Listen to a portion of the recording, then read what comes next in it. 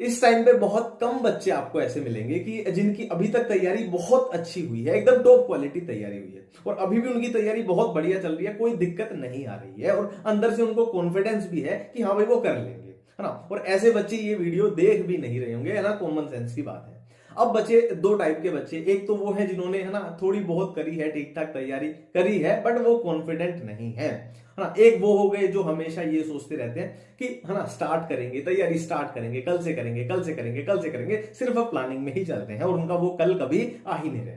तो बचे हुए तो जो दो टाइप के बच्चे हैं वो हमारी मैक्सिमम जनता है, मैक्सिमम बच्चे हैं और उन्हीं के लिए ये वीडियो है ना। बात करने वाले हैं रिवीजन की। देखो, आपने कितनी भी थोड़ी बहुत की है या ज्यादा तैयारी की है, अगर आप रिवीजन ढंग से नहीं करते हैं तो आपका सब बर्बाद हो जाएगा। आपको रिजल्ट, है ना, जैसा मिलना चाहिए था उससे आधा भी नहीं मिलेगा, ये बात बिल्कुल क्लियर है। देखो, एक जो फैक्टर है जो सब बच्चों पे अप्लाई होगा, है ना, वो है बचा हुआ टाइम। चाहे आपने 10% सिलेबस किया है या 20% किया है या 50% किया है, बचा हुआ टाइम सबके लिए बराबर है। तो आपको बचे हुए टाइम में ही सब कुछ समेटना पड़ेगा, वो भी पॉजिटिवली। तो ऐसा कुछ करना पड़ेगा कि बचे हुए टाइम में हमसे जो बेस्ट आउटकम आ सकता है, जो मैक्सिमम आउटकम आ सकता है, वो हमें करना पड़ेगा।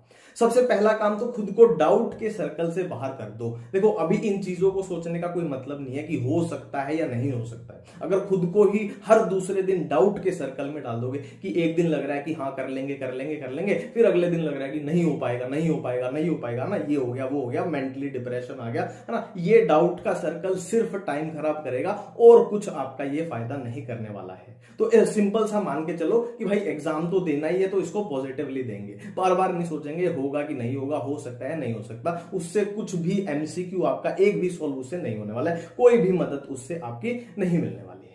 और एक बात है, बहुत सारे महाज्ञानी बोलते हैं वन शॉट नहीं देखने चाहिए, वन शॉट नहीं देखने चाहिए, है ना, कि पूरी नॉलेज नहीं लेनी चाहिए। सिंपल सी बात है यार कि अभी आपको कोई बोल दो बायोलॉजिकल क्लासिफिकेशन के मान लो 10 घंटे का लेक्चर है डिटेल वाला, तो क्या आप देख सकते हो? खुद से ये बात पूछना, है ना। तो बचे हुए टाइम में कोई दिक्कत नहीं है, इतने टाइम में वन शॉट अगर आप देख रहे हो उससे रिविजन हो रही है। सिंपल सी बात है यार, नंबर किसी बच्चे के 400 आ रहे हैं और उसको आप ज्ञान दे रहे हो कि पूरी नॉलेज लो, ये लो, है ना, वो करो, 10 घंटे के लेक्चर देखो, तो अभी भाई बचा हुआ टाइम है ना, नंबर 400 आ रहे हैं तो वन शॉट देख लो, कोई भी दिक्कत नहीं है। वन शॉट कोई बुरी चीज नहीं है ना। अगर आपका 30-40 मिनट में एक चैप्टर पूरा रिवाइज हो रहा है और उसका मान लो 100% नहीं, आप 90% गेन कर पा रहे हो, तो कोई भी उससे दिक्कत नहीं होने वाली है। आपको रिवीजन के लिए एक बहुत हेल्पफुल ऐप के बारे में बताना चाहूंगा, इसका नाम है मेमोनीट ऐप। इसमें पूरी NCERT line by line covered है और हर लाइन का एनसीईआरटी का एक्सप्लेनेशन दिया हुआ है और एनसीईआरटी का रेफरेंस नंबर दिया हुआ है। क्वेश्चन इसमें एमसीक्यू की फॉर्म में है, जंबल फॉर्म में है, ड्रैग एंड ड्रॉप की फॉर्म में है, इसमें फ्लैश कार्ड आपको मिल जाएंगे। और अगर आपको फॉर्मूला रिवाइज करने, फॉर एग्जांपल फिजिक्स के फॉर्मूला रिवाइज करने, तो उसके लिए अलग से सेक्शन मिल जाएगा। असर्शन रीजन की प्रैक्टिस के लिए वो अलग से सेक्शन मिल जाएगा।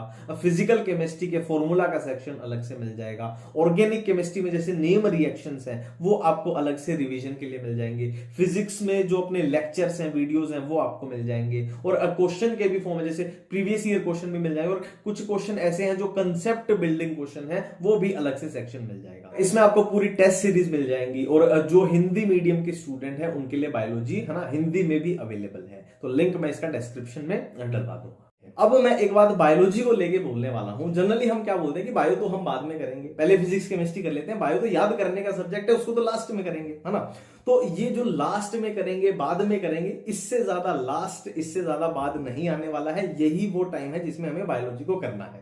देखो, एक बात को हमेशा ध्यान रखना, बायोलॉजी की वेटेज 50% है, 50%। तो इससे ज्यादा बाद में करोगे तो फिर वो हाथ से निकल जाएगी। ठीक है, मैं अपने एक्सपीरियंस से बताता हूं यही कि बायो तो बाद में करेंगे, बायो तो बाद में करेंगे। जब दिन रह जाएंगे, मान लो 30 दिन रह गए, है ना, फिर वो बायो भी आपके हाथ से निकलने लगेगी, ऐसा लगेगा इसको भी कैसे रिवाइज करें। और जब बायो हाथ से निकलेगी ना, तो फिजिक्स केमिस्ट्री चाहे हमें आती भी हो ना, कॉन्फिडेंस पूरा चला जाएगा, क्योंकि वेटेज बायो की 50% है। क्योंकि बायो तो हमारा ऐसा है ना कि बायो में तो हम लेकर ही आएंगे, है ना, हम मान के चलते हैं मन में कि बायो में तो हम लेकर ही आएंगे नंबर, तो वो भी निकल जाएगी, तो कॉन्फिडेंस की धज्जियां उड़ जाएंगी। तो बायो को अपना, है ना, मेन, यहां से मेन पकड़ के चलो कि बायो को अपनी पीक पर जहां आप पहुंचा सकते हो वहां पे पहुंचाओ, इससे ज्यादा बाद नहीं आने वाला है। और एक केमिस्ट्री को मैं पॉइंट है ना, केमिस्ट्री में एक पॉइंट बोलना चाहूंगा कि थ्योरेटिकल चैप्टर्स की वो अप्रोच है ना, मैं बार बार बोलता हूं, वो है ना अभी शुरू करो कि जो थ्योरेटिकल चैप्टर हैं, याद करने वाले चैप्टर हैं, पॉलीमर है, केमिस्ट्री इन एवरीडे लाइफ है, सरफेस केमिस्ट्री है, मेटलर्जी है ना, बहुत सारे ऐसे थ्योरेटिकल चैप्टर हैं, 9-10 अपने वो चैप्टर बन जाते हैं। तो उनको है ना बिल्कुल मुट्ठी में पकड़ के रखो कि उनको छोड़ना नहीं है ना। ऐसा नहीं है कि फिर से वही अप्रोच की बाद में करेंगे, पॉलीमर को तो बाद में करेंगे, बायोमोलिक्यूल को बाद में करेंगे, केमिस्ट्री इन एवरीडे लाइफ को बाद में करेंगे, एनवायरमेंटल केमिस्ट्री को बाद में करेंगे, तो वो बाद कभी नहीं आने वाला है, अभी है वो, है ना। सबसे क्वेश्चन आते हैं, है ना, सिंपल सी बात है, इतना आसान क्वेश्चन अगर अपने को मिल रहा है कि एनवायरमेंटल केमिस्ट्री का क्वेश्चन मिल रहा है, दूसरी तरफ इक्विलिब्रियम का मिल रहा है, दोनों के नंबर 4 हैं, तो पहले एनवायरमेंटल केमिस्ट्री वाला उठा लो भाई, है ना। तो आसान वाले चैप्टर हैं उनको पहले गेन करो, जिससे कॉन्फिडेंस भी आ जाए कि यार केमिस्ट्री में 10 चैप्टर तो अपने ऐसे ही हो गए, है ना। तो इन चीजों का ध्यान रखना है। और अब फिजिक्स के बारे में थोड़ी सी बात करने वाले हैं। देखो फिजिक्स में क्या है, जनरली बच्चों की वीक होती है, मानता हूं मैं, है ना, 95% बच्चों की मान लेते हैं वीक ही होती है ना, अपने नीट में।